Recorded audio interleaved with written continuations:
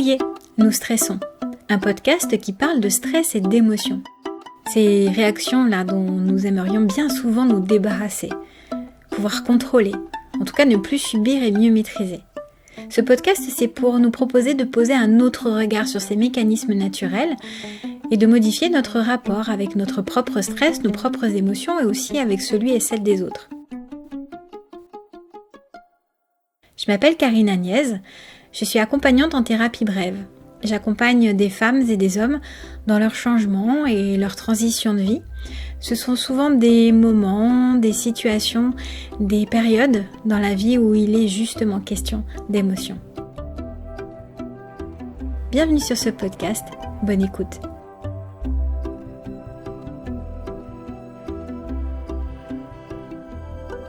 Bienvenue pour ce nouvel épisode. Dans les épisodes précédents, je vous ai présenté les ingrédients du stress, dans l'épisode 5, puis dans l'épisode 6, je vous ai parlé entre autres de la courbe du stress, en mettant l'accent sur le risque d'épuisement avec l'installation du stress chronique, et plus particulièrement le risque de burn-out. Dans ce nouvel épisode, je vous propose de faire un focus sur le burn-out. Alors aujourd'hui, on entend de plus en plus parler du burn-out. Mais on entend également parler de burn-out professionnel, burn-out parental, burn-out émotionnel et même de bore-out, de brown-out. Tous ces termes augmentent les sources d'informations et les notions, ce qui n'aide pas à avoir une représentation claire de ce que c'est réellement, ni dans les signes et manifestations, ni dans les conséquences. Alors, c'est quoi le burn-out ?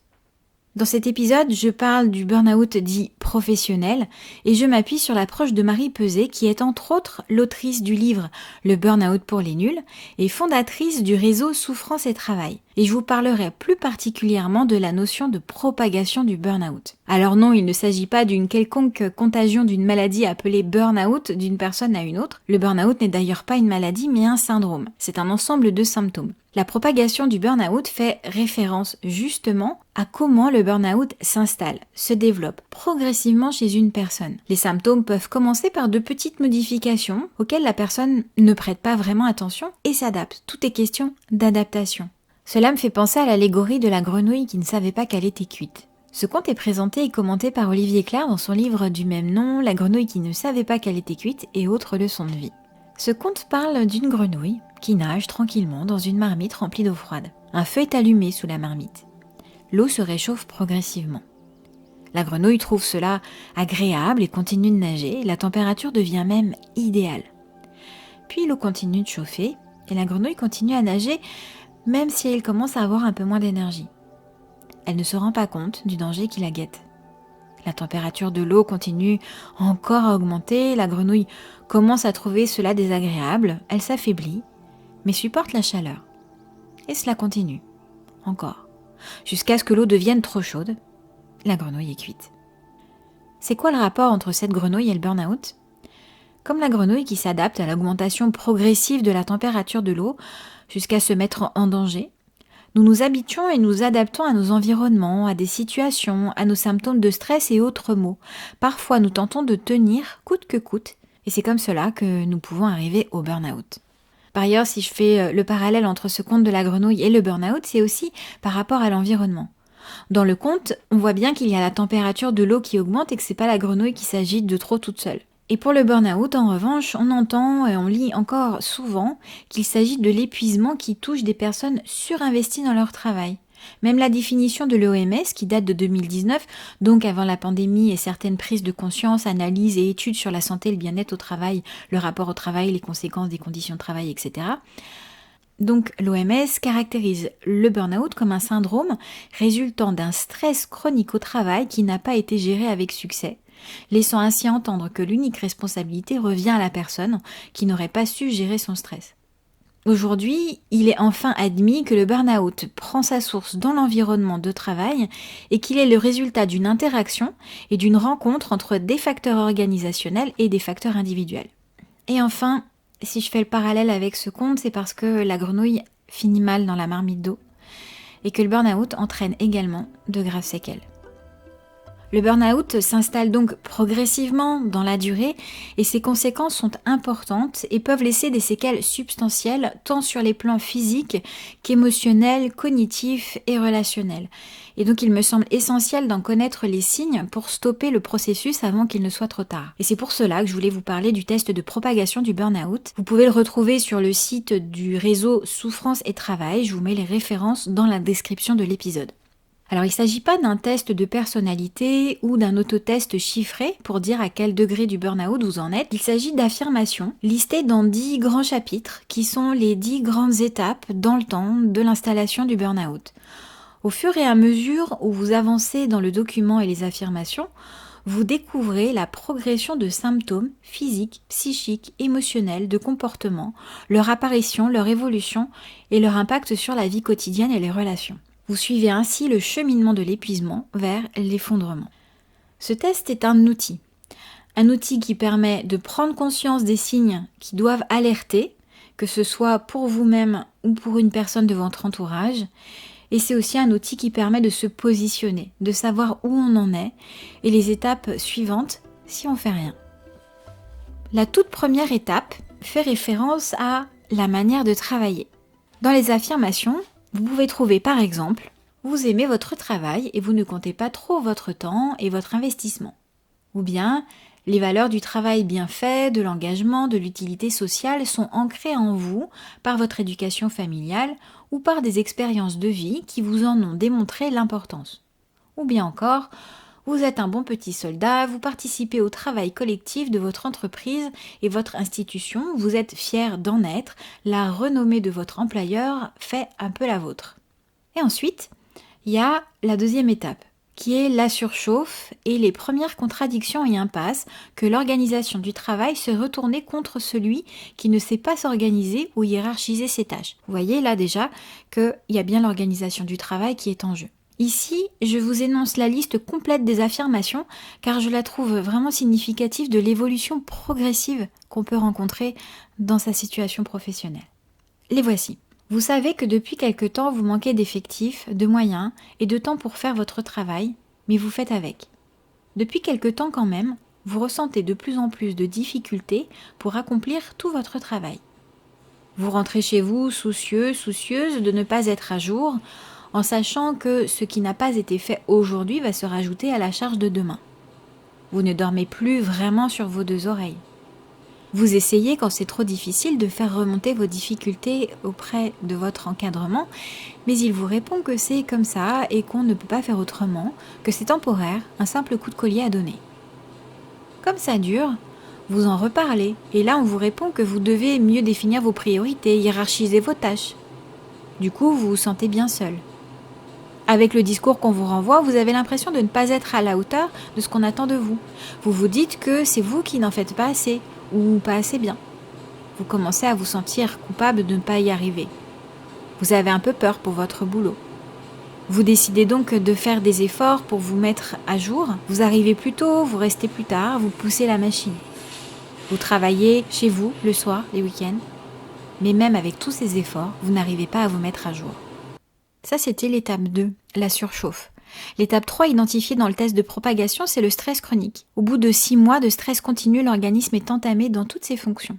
Et vous pouvez identifier là différents symptômes, des symptômes physiques. Vous avez de plus en plus mal au crâne, à la nuque. Bientôt vous avez mal partout. Des troubles cognitifs aussi. Votre capacité d'attention et de concentration est saturée. Vous n'imprimez plus tout ce que vous devez retenir. Puis des symptômes émotionnels aussi. Tout commence à vous agacer. Le manager qui vous demande de faire des choses en plus. Vos collègues qui vont pas assez vite et qui vous bloquent dans votre travail. Vous êtes irritable, impatiente, impatient. Puis aussi, vous avez du mal à trouver le sommeil quand vous vous couchez car vous surfonctionnez tellement pendant la journée que le soir, vous ne redescendez pas. Et je vous laisse découvrir le test pour voir les symptômes que vous rencontrez peut-être. Ensuite vient l'engrenage, la machine qui s'emballe, avec un impact encore plus important sur la qualité du sommeil. Il y a des ruminations, des difficultés à s'endormir, des réveils nocturnes, l'impossibilité de se rendormir.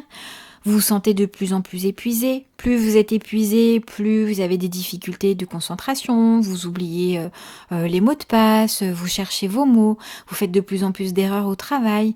Et puis plus vous faites d'erreurs, plus c'est difficile, plus vous vous sentez fatigué, et plus vous faites d'efforts, et du coup plus vous êtes fatigué. Bref, vous êtes embarqué dans un cercle vicieux, et peut-être qu'à un moment donné, vous ne vous rendez même plus compte que vous faites des erreurs. L'étape suivante, c'est la désocialisation, c'est-à-dire que ça a un impact aussi sur votre vie sociale. Vous ne prenez plus le temps de prendre des pauses café avec les collègues, vous ne prenez plus le temps de déjeuner, vous ne prenez plus le temps d'aller courir, de faire des activités à l'extérieur qui vous faisaient du bien. Bientôt, vous ne sortez plus parce qu'en plus, vous n'avez même plus d'énergie pour faire des choses qui vous plaisent. Ensuite, il y a l'étape 6. Les signaux forts, ce sont les troubles et les lésions qui sont encore plus importants. Toujours sur les différents plans, physique, émotionnel, cognitif, relationnel. Par exemple, des torticolis, des lumbagos, des palpitations, des vertiges. Vous allez travailler à reculons. Vous vous mettez de plus en plus en colère. Vous pouvez même pleurer car vous trouvez que tout ça, ça n'a plus vraiment de sens. Vous pouvez prendre du poids, perdre du poids. Et ça continue encore et encore, avec des conséquences de plus en plus critiques sur tous les aspects,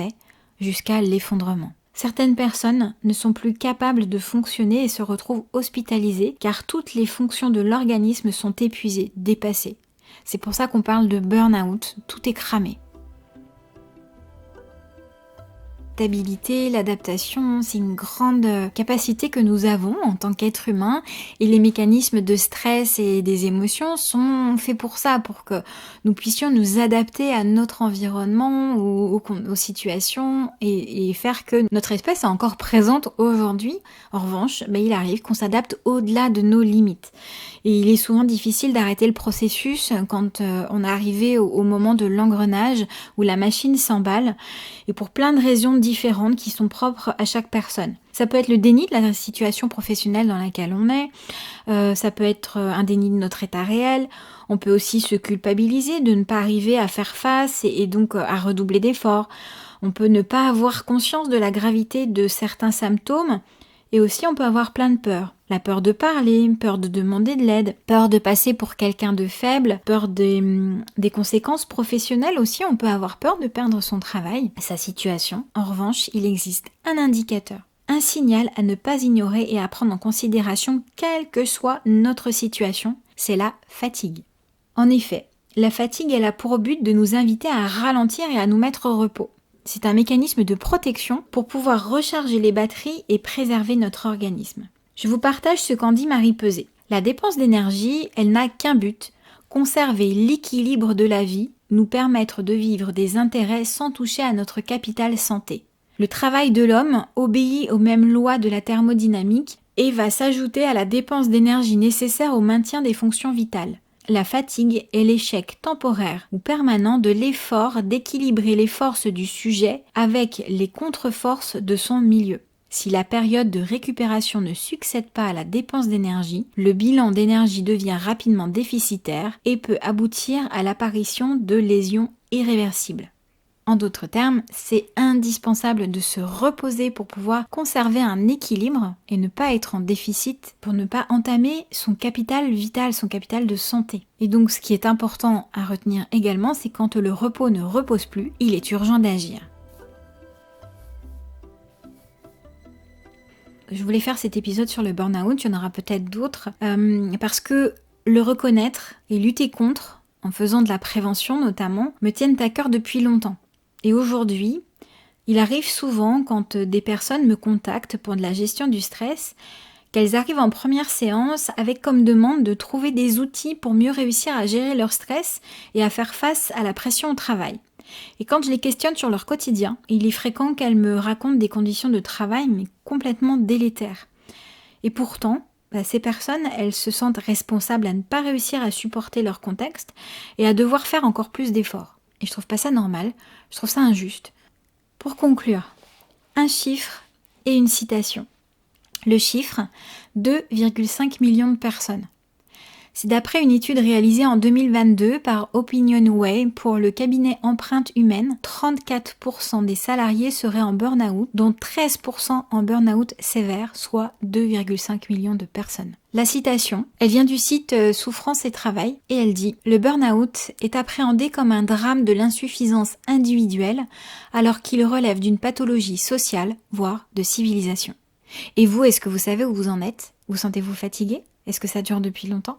Je vous invite vraiment à consulter ce test ou à le partager si vous pensez qu'il y a des personnes qui peuvent en avoir besoin. C'est vraiment important d'être vigilant et de prendre soin les uns des autres. Je suis disponible si vous avez des questions, des remarques, des observations. Vous pouvez me contacter directement sur mon site www.karinagnies.fr et je vous dis à bientôt. Si cet épisode vous a plu, que vous pensez qu'il peut intéresser d'autres personnes, surtout partagez-le. Mettez également un commentaire, un avis, vous pouvez mettre un petit pouce, une petite étoile en fonction de la plateforme sur laquelle vous l'écoutez. Vous pouvez également poser des questions, prendre contact avec moi ou en savoir un peu plus en vous rendant sur mon site internet www.karinagnies.fr. Je vous dis à très bientôt.